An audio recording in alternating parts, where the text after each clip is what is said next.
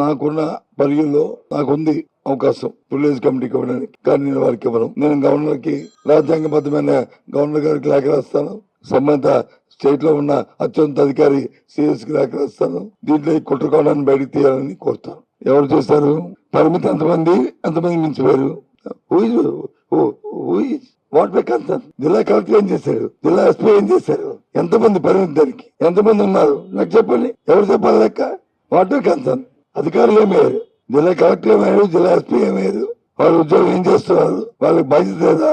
మంత్రులు వస్తుంటారు, పోతుంటారు, అవగాహన ఉండొచ్చు, అవగాహన లేకపోవచ్చు, విషయం తెలియవచ్చు, తెలియకపోవచ్చు. రెస్పాన్స్ పర్సన్స్ ఏం చేస్తున్నారు? వాళ్ళ రెస్పాన్స్ ఏంటి? నేను అడుగుతుంది అది. బొత్స సత్యనారాయణ గారు ఉత్తరాంధ్ర నాయకులు, పెద్దలు. వారు ఉత్తరాంధ్ర నాయకులుగా మాకు చాలా గౌరవం ఉంది. వారు నాకు ప్రాణహాని ఉంది అని చెప్పేసి వారు చెప్పడం జరిగింది.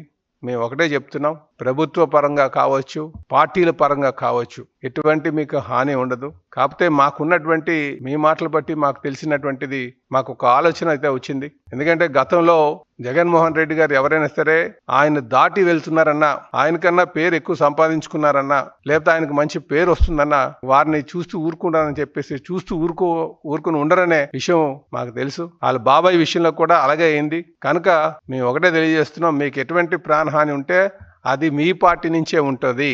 ఈరోజు మీరు ప్రతిపక్ష నేతగా ఆయన బాగా ఫోకస్ అవుతున్నారు ఎమ్మెల్యే అక్కడ కౌన్సిల్లో. కనుక మీరు బాగా ఫోకస్ అవుతున్నారు. కనుక మీరు ఎటువంటి ఏమైనా ప్రమాదం ఉంటే అది మీ పార్టీ ద్వారా, జగన్మోహన్ రెడ్డి గారి ద్వారా ఉంటుందని చెప్పేసి మేము తెలియజేస్తున్నాం. ఇది మీరు గమనించాల్సిన అవుతుందని చెప్పి తెలియజేస్తున్నాండి. ముమ్మాటికి జగన్మోహన్ రెడ్డి గారి వల్లే ప్రాణహాని ఉంటుందండి.